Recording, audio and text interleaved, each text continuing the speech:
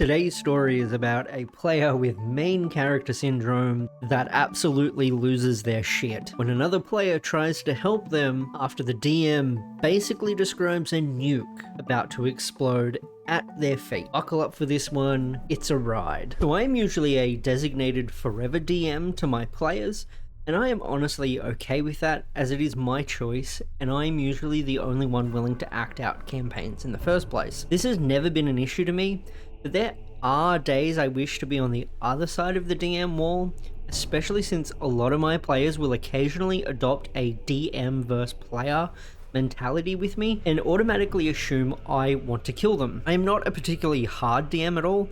I will usually make encounters balanced for my players, save the occasional time they mess up and attack something they have no business fighting. Sometimes they feel this way about me as a DM. All of this to say that when someone else in the group offers to DM, I jump on that opportunity so I can remind my group that I am just as much in this as they are. Plus, I love any situation where I can put my DM pen down and just make a character. My players always love my NPCs because I always add little details to them that make them stand out. And when I get to be a player, I can focus all of that charm into one guy. My longtime buddy and player, Roberto, actually decided to run his own campaign at one point. I was naturally sold before even hearing the premise because I love getting to play alongside my players at all. He was running a campaign very heavily set in the world of the anime fairy tale. So basically everyone has some form of magic that has unique traits, but he went all in too. Even created a fairly balanced out version of Slayer magic. TLDR for Slayers is that you have basically supreme control over one element, down to being able to consume that element and restore stamina. I was super stoked and wanted to field test the class for him, so I rolled up a Fire Demon Slayer and got to work fleshing him out. Biggs decided to roll up a Copy Mage. This essentially means that his power is directly tied to the versatility of the party. He can copy anyone he touches and utilize their powers temporarily. As most intense forms of magic in this universe tended to have a downside, copy magic tends to cause one to lose a sense of self, because you gain the surface memories of the person you copy. As such, Biggs made the character very tragic and edgy, a lot of I don't know who I am, and I never truly belonged. You get the vibe.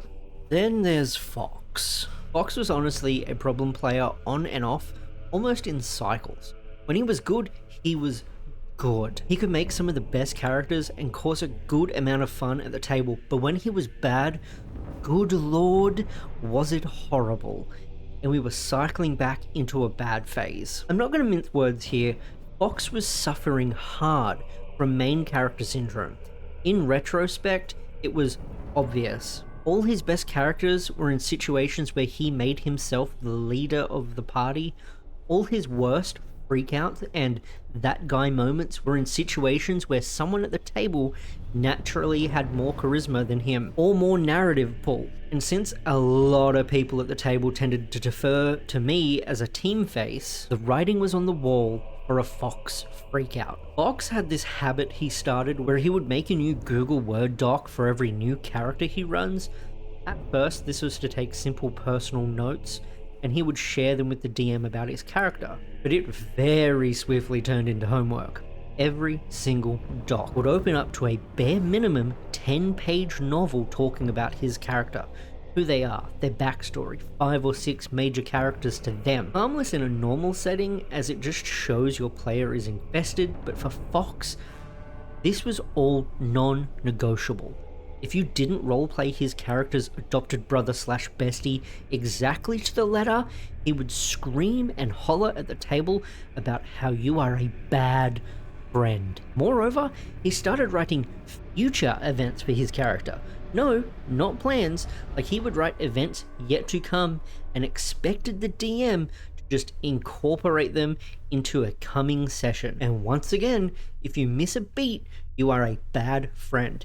and he will try everything in his power to derail the session. Sometimes the session would just die out after his tantrum, but in the instances where it didn't, oh, you bet your ass he would be whining, bitching, complaining, and breaking scenes until we just call it a day. He also called himself the balance lawyer, not a rules lawyer. Balance. If he felt something was unbalanced, unfair, overpowered, or what have you, he would argue either for it to change or for other players, almost always him, to get something to balance power. You got a magic sword? Fox will basically demand one too. You have a cool but simple ability like super strength boosting your strength stat? Fox would demand the DM give him 2 to 3 special skills or traits to balance out a player having a high stat. Someone in the party works their ass off both in and out of game to create a homebrew super form to save the party in the 11th hour, balanced it out, ran it past the DM, did the narrative work, and legitimately did save the day. Fox demands a super form too. None of the love and detail put into it. No narrative reason to have it. Fox feels slighted, so pay your taxes. And of course, if you say no, the session is no longer allowed to happen. Sometimes the game is no longer allowed to happen if he throws a loud enough tantrum. Not because he would get what he wants, or because he balked, but because the vibe would be dead and we would want to do stuff without him. But the guy watched group chats, DMs, and read between the lines like a man putting together the Da Vinci Code, and would basically find out when we were meeting and passive-aggressively invite himself. Essentially saying, if you kick me out, you're a toxic person, and I will make this hell for you. After a while, it just became easier to can a campaign entirely and try the premise again later when Fox was out. For Roberto's fairy tale campaign, he basically bowled him over and insisted he make a new type of mage for him. He saw the Slayers and felt they were broken because they could absorb a whole element, ignoring the fact that this would only be useful against mages with that element, and that Slayers can't eat spells they made, or the fact that all Slayers had some narrative bane to deal with. For example, my Demon Slayer would have random bouts of insanity I would need to roll saves for, otherwise I would basically act on a murderous impulse. Think Dark Urge in Baldur's Gate 3, basically, consequences therein too. But no, Fox was slighted, so pay your taxes. Fox wanted all the power of a Slayer, but none of the downsides. He worked with Roberto to create a shifter mage that turned into the things they killed. It also had different health and stats per form. It was basically an edgy druid. He then made this massive backstory where a powerful kitsune trickster raised him and let him kill him to gain all this fox trickster magic, hence the name Fox. He was a furry and always found convoluted ways to insert Fox body parts onto his characters. He even made a stat block for the guy, and while the numbers weren't high, it was his abilities that caused issues. He basically gave himself a free spell he can cast as a reaction that allowed him to make an illusion of himself and nope out of damage. It is important to note that this illusion spell was not any form of displacement. He wouldn't move when an illusion was cast, it would appear over his body and give the impression of him taking the hit, allowing him to get out of the way of the incoming damage and use his movement to reposition. Remember that. We did some questing and gained some levels, during which Biggs had made something of a reputation at the table for copying a character just to blurt out their secrets. While we would use it initially to gain intel on enemies, Biggs started using it on players. This led to a bit of an argument between Biggs and someone else at the table, where the other player was asking politely above game not to copy his character. Initially, Biggs seemed to respect that, but if you read my other story, you'll know Biggs never learns lessons. So he began to try to negotiate scenarios where he would be allowed to copy them, not because he needed to, but because he wanted to. This led to a parade of all of us setting firm boundaries about when it is okay for him to copy our guys. The first player still said no, I said, my guy didn't care. Double the psychosis and pass it on to the next person. Fox said, and I quote, "You can only copy me if we are in a life or death situation, and we would only stand to benefit from having 2 of me." Remember that as well. We skip ahead a bit, and for reasons that made sense in context, we saw it as the best course of action to have our guild of nobodies go to full-scale street war with a bigger, more corrupt guild. True to form of fairy tale, we were weaponizing the power of friendship and turn economy to systematically take out the big hitters of the guild one at a time. The fights were hard, but the party was firing on all cylinders. Healers were on point, Slayers were playing to their strength. We even had our NPCs chipping in. Before long, the guild was whittled down to just the enemy guild master, who is the strongest person in the guild. Roberto had basically rolled them up as a level 15 wizard with crazy magic that summons and the HP of an adult dragon. We at best were level 7 at the time. We executed this clean plan of us having our guild master occupy them, as while they were weaker, they had the kit to stand their ground. Meanwhile, we picked off the summons and surrounded them. Went off without a hitch, and the blitzkrieg began. We had whittled away at like half his HP when he decided to flee to fight another day, but not before leaving us with a ball of raw energy that was set to detonate in about 10 minutes in-game. The resulting detonation would be equated to a thermonuclear explosion in potency. In other words, meaning there will not be a city by the end if nothing is done. This was a clear, if I can't have you, no one can situation, and we needed to act fast. I narrated my demon slayer igniting fire under his feet and rocketing around town, saving everyone he can. Another player used a speed potion to run into a local school and begin evacuating all the kids, Quicksilver style. Biggs even tossed his hat in the ring, turning into one person after another and halving the workload for whoever he was doubling that turn. We all agreed that saving the buildings was pointless, we needed to save the people. Then there's Fox. Guys, why are you panicking and scrambling like that? I can solve all of this. We all give a collective, huh? And ask what he means. My illusion dodge spell. I can cast it on multiple people as long as they are touching me and then evade the danger. I chime in, I'm pretty sure that's not how your spell works, but even if it was, you are saying you can cover the better part of 200 plus people with this? No, it's damage evading, like I said. Then I can just teleport us all to a new location. Roberto, me, even Biggs looked confused. This is not how his spell functioned. There was never a teleportation aspect to the spell, nor did he ever use it in such a way.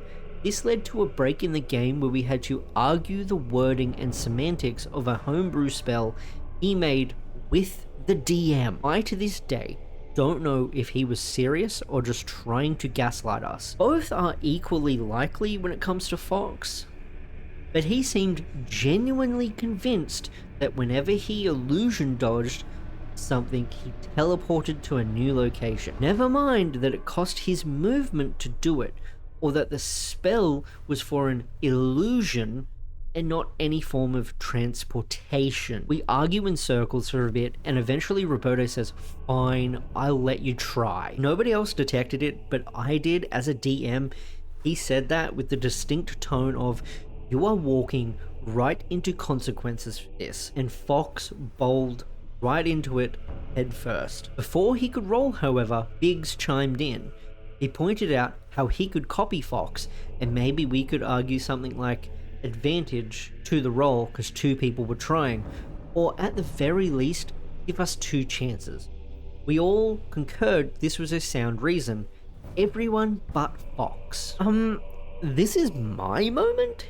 You aren't needed here. Dude, this is literally the exact situation where you said copying you was allowed. No, it isn't. Yeah, it factually is, dude. You said to him that we would need to be in a life or death situation where we would benefit from 2 of you. Well, here we are, staring at a nuke, following your plan to protect us, and if you fail, we die. Yeah, but this is different.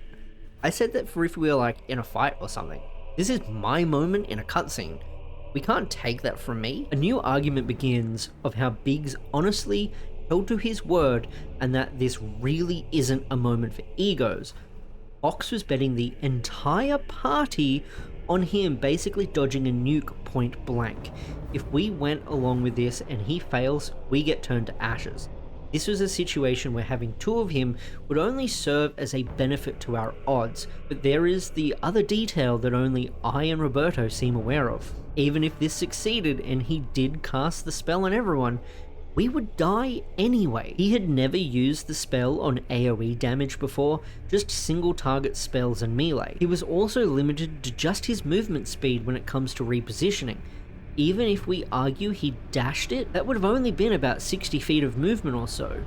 And this was a nuke, and we confirmed beyond a shadow of a doubt that the city was completely going with this explosion. There was no world where 60 feet of movement would allow someone to evade that point blank. We may as well have tried to parry the damn thing. So while everyone was going back and forth with him, I broke the deadlock by just saying, I grab whoever I can in either arm and fly out at full speed. This caused a chain reaction of everyone realizing they didn't need to do all this. If Fox wanted to dodge a nuke, let him dodge a nuke. We don't need to die for this. Each time someone left, he made a big show of how dumb we were being because we were taking the hard way. We at the time had a party of 6 plus about 24 NPCs from our guild with us. They all abandoned the stupid Fox man who was raving about evading an attack like this, and we barely made it out of range in time. Like, I was making deck save after deck save to keep flying because the explosion went off and was hot on my trail. And at the center of it was the black outline of a kitsune who managed to move precisely 60 feet to the right just in time to get vaporized by over 100 d12 of force damage. This session was not allowed to continue. We couldn't even really do a falling action or pat ourselves on the back. Fox stood up and began yelling at Roberto for being a bad friend and killing me when you know it was important to the story just to spite me. We all shut that down quickly and told him that his stupid actions got him killed. All he had to do was say he was running with one of us and he probably would have lived, but no, he needed his moment. Fox wouldn't drop it, but he saw that nobody sided with him, so instead of pausing to see that maybe he was the problem, he did the next rational thing. Run out of the building in a huff, jump into his car, where he proceeded to scream, cry, and punch the steering wheel for 20 minutes before driving off.